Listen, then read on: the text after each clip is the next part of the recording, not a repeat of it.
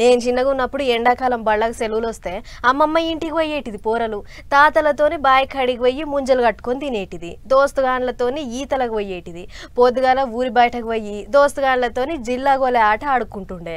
కానీ అదంతా అప్పుడు చేతుల్లో సెల్ ఫోన్ లేనప్పుడు. మరి ఇప్పుడు ఎట్లా ఉంది అని అంటే, ఇటు గద్దె మీద ఇద్దరు, అటు బల్ల మీద ఇద్దరు, నడిమిట్ల గేటు ముంగట ఇంకో ఇద్దరు. ఇంతకు గా సెల్ ఫోన్లలో చూసుకుంటే ఏం కమాయిస్తున్నా ఎరికేనా?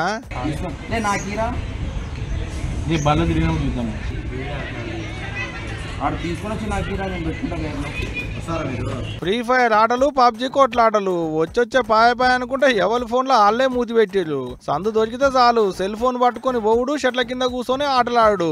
చిన్నోళ్ళు పెద్దోళ్ళని ఏం లేదు, అందరిది ఒకటే పని. పక్కనున్నోళ్ళను పట్టించుకునేది లేదు, ఏం వస్తుందో ఏం పోతుందో చూసుడే లేదు. పొద్దున్నాక ఫోన్లు పట్టుకొని చూస్తుంటే పొద్దెళ్ళిపాయే. పెద్దోళ్లే కాదుల్లో పోరలు కూడా ఫోన్లకే మలిగిరి. ఎప్పుడోటి చూస్తూనే ఉండాలి, ఫోన్లు గెలుకుతూనే ఉండాలి. ఎప్పుడు ఫోనేనా అని గుంజుకుంటిలా అంటే గాయి గత్తల మళ్ళా ఫేస్బుక్, వాట్సాప్, ఇన్స్టా రీల్స్ గీల్స్ అనుకుంటా పొద్దానికి అండ్లనే మూతి. పొల్లగాళ్ళకైతే చించాంగ్ బొమ్మలు కావాలి. గిట్ట ఆటలాడుకునేటోళ్ళ గురించి మాట్లాడుకుంటున్నాం గానీ ఓ పూట బువ్వ లేకున్నా ఉంటాం, చేతుల్లో సెల్ ఫోన్ లేకుంటుండలేనంత అలవాటు అయితే. మరి వాట్సాప్ లో మెసేజ్ రాకున్నా ఏమన్నా వచ్చిందా అని దేవులాడబడితే.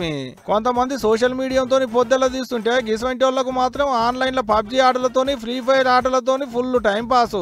ఇక బుడ్డ పొలగల్లా ముచ్చటంటలా ఏం వీడియో చూస్తున్నాం అనేది అటెంక గానీ పొద్దంతా చేతుల్లో సెల్ ఫోన్ ఉన్నదా లేదా అనేదే ముఖ్యం.